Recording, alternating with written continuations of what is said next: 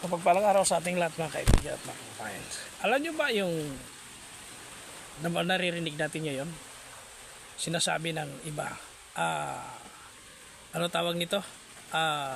Sumpa. Yung sumpa sa promise. Sabi niya, promise. Yun ang narinig natin lahat sa mga tao. Promise. Totoo yun.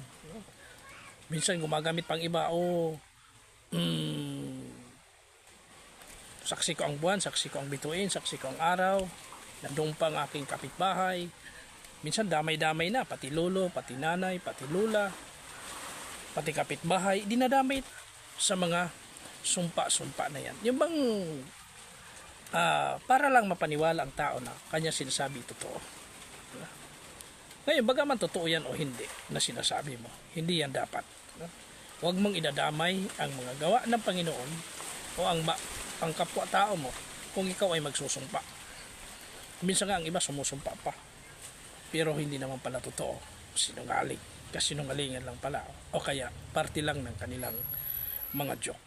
Yun ay hindi kalooban ng Panginoon. At yun ay pinagbabawal ng Panginoong gawin sa atin. Hindi lang alam ng iba. Ito ang ating mababasa dito sa James 5 verse 12. Ngunit higit sa lahat ng mga bagay, mga kapatid ko, huwag ninyong ipapanumpa kahit ang langit, ang lupa, ni ang anumang ibang sumpa. Kundi ang inyong oo ay maging oo at ang inyong hindi ay maging hindi. Upang kayo'y huwag mangahulog sa ilalim ng hatol. May kahatulan pala yan. Pag tayo ay magsobra, tayo ay manumpa ng manumpa, hindi iisipin ng Panginoon na ikay walang kahatulan. Kaya dito mga kaibigan at mga kababayan, ang hindi alam ng marami, ginagawa nila yan. Ngayon, huwag na natin gawin yan. Huwag na ninyong gawin. Huwag ninyong gawin, pero ang mga panunumpa, lalo na't idinadamay ng iba ang mga gawa ng ating Panginoon. Kahit na sabihin natin totoo pa yung sinumpa mo, sinasabi mo, huwag mo pa rin idamay. Yun lang ang gusto ng Panginoon. Ano ang sabi? Kung ano ang yung oo, kung totoo, oo. Kung hindi, ay hindi. Ganun lang kasimple.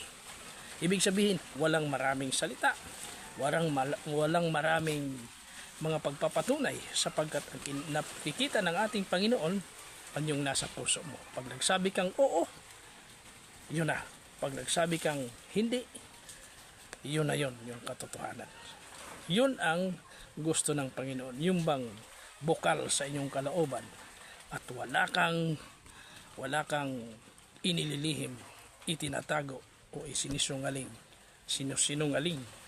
sa kapwa o kahit na lalo na sa Panginoon. Yan lang mga kaibigan at mapagpalang araw sa ating lahat. Pagpalain tayo ng ating Panginoon, Yeshua Messiah.